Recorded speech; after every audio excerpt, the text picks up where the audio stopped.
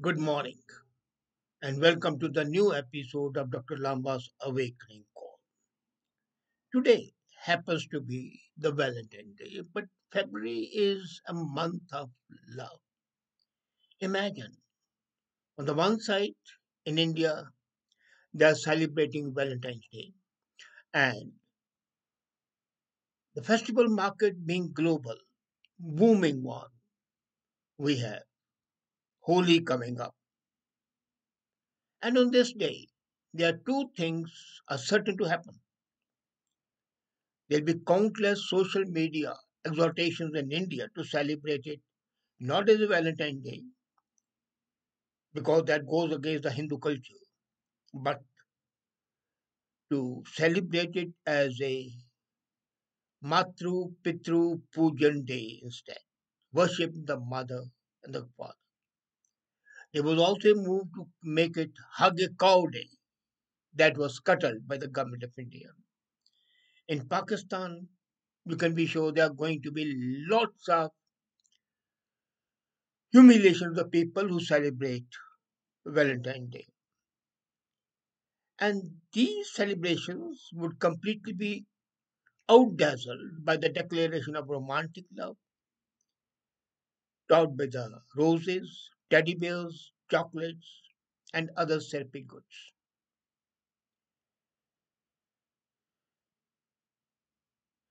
It's a textbook case how the human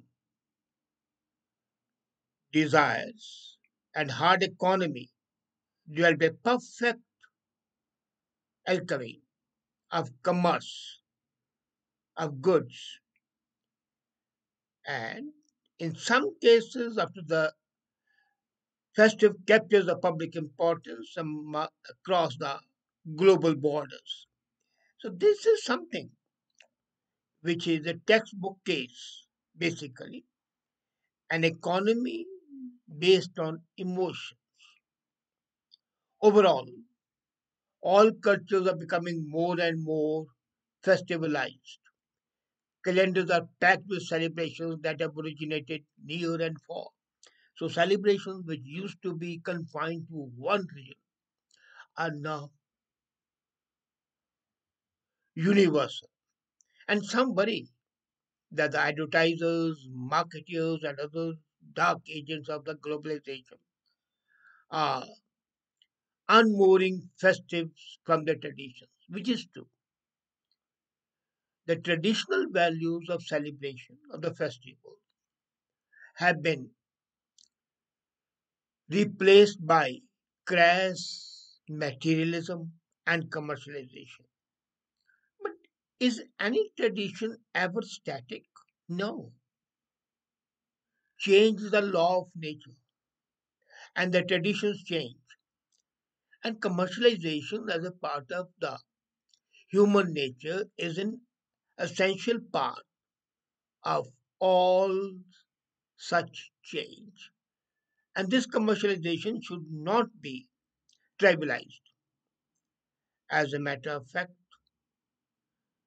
the changes are as much due to global market and hyper connected as the market is connected with the human being.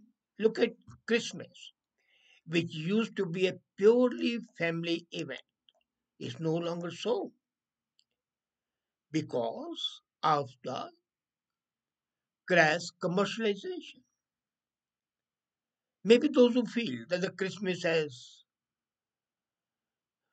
copied Indians into buying useless material that find some comfort in it. But isn't the same thing happen to Diwali celebrations? And the Westerns now celebrate Diwali as a commercial event to exploit the Indian diaspora over there in the markets. If some folks in India turn pumpkins into Halloween jack of the lantern instead of kaddu ki sabzi, there's Holi, where people will be throwing gulal and blaming on Balam Pichkari in Bangladesh. So this is very common. It's not just a nationalistic problem. For example, greetings in Assam state, festivals have gone national. These were absolutely provincial festivals like Pongal in Tamil Nadu, Bihu in Assam, but now there are four Bihus today: Bohag, Kati, Magh, and then Bihu of the TV channels. This commercialization, this fragmentization. Now, this is a curious paradox. On the one side, the festivals are being fragmented. On the other side, they are being globalized. And that is something to welcome. Now, let's not forget that the love of the two between the male and the female, which is felicitated in the Valentine, is now subject to the local innovators who take encouragement from the relatively new entrants. Look at the Pride Day parade. Look at the Earth Day parade. They have found global success. And there's nothing wrong with that. As a matter of fact, we have got to accept that they are a part of life and they would continue to be there as long as the word is there. Now, when we talk of love as a constant, we are referring to that which permeates the universe. You may call it love, universal love, divine love, and then in India there are number of names for it. Anand, which is ecstasy, Anant, infinite, Akash refers to space and water. So these words used to refer to love in the unconditional, unchanging, deep, permanent, and wild, and they are the essence of the soul as a matter of fact. Commercialization changes the very paradigm of love. And Saint Valentine Day, that day that is celebrated as the day of love, basically refers to the divine love which has been transmuted into the love between the human beings. Even a minor shift away from any of these aspects cannot really be love. It has to be something else. And that is impermanent, uncertain, maybe even fleeting. Now, the question arises when Shakespeare says love is not love, when it alteration finds. Yes, constant love can only create joy, happiness, and ultimately bliss. And that leads to ecstasy. But then, why do we forget that agony is an important part of ecstasy? And that's why agony and ecstasy go hand in hand. Now, ecstasy, when we talk it, is associated at a higher level with a spiritual involvement as well as evolvement, as evidenced in the realized masters who tend to love and joke a lot, who remain unfazed, who remain balanced, and who are an infinite source of compassion. Those people are brimming with the divine love inside out, a love that heals, a love that never lets you down. This love is present in every one of us, but it's waiting to be discovered and embraced. It's also love that suffuses the universe, that remains largely unnoticed. We can safely say that love is not something you do ever. Love is you, your very being. Now, your being deemed a love is most important. And then when we say love each other, there's another point. How can you love others if you don't love yourself? You have to love yourself before you can love others.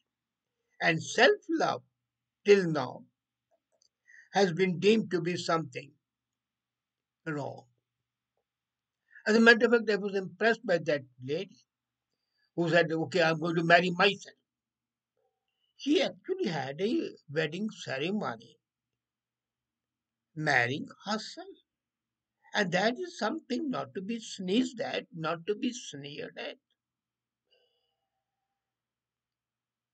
In all these books of divinity and everything, we say self love is bad, but then in reality, they contradict themselves. When they say love your soul, let your soul go free, that is loving yourself. And loving yourself means being self aware. You are aware of your feelings and still you love yourself. And that's why committing suicide, fellow they say, has been condemned all over. But the people who commit suicide basically love themselves a lot. Life is very, very attractive, very charming, and yet we could goodbye to that. It's not that we don't love life. It's not that the allurements of the public and the life are of no interest to us. No, it is that we think that now we have come to a stage where it's a deadlock, and deadlock must be broken to enjoy life. So why not transmute this life in another life? But that's another thing. Saint Valentine's Day, as a Valentine itself is, has to be celebrated as a festival of love, starting with love yourself, as I would say, changing the biblical commandment, love thyself as you would love your life, your partner. Then goes to love your partner, your family, your social circle, the world, and then the whole creation, the cosmos. And that love, when permeates your thoughts, your life, would exalt you to a much higher level. Now, coming to the commercialization, that is the business of some people, and we should not grudge it. If we object to the commercialization, then the best thing is not to be a victim of commercialization. That is our individual desire. If we don't want to be part of the commercialization, we can abstain from it. But that's the hypocrisy of human beings. We condemn something and yet we are part of that. Look at it. Diwali, which is supposed to be a family festival, we convert it into extravaganzas of society. The Diwali night, the Diwali events, social gatherings. We rent banquet halls and go with you. As a matter of fact, each celebration can be at individual level, can be at social level, can be at a much higher international level. It's a question of basically a sign of your social being. You interact right from the family, you have risen to a much higher level. The focal point would be you, how you enjoy, how you live, how you exist. And if you can do it, there's nothing wrong with that. And that is what is required.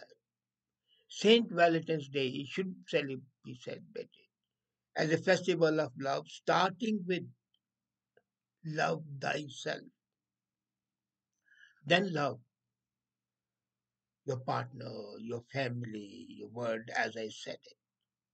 But Loving thyself is a process of a journey that must start with you, and let this day be that day. Thank you.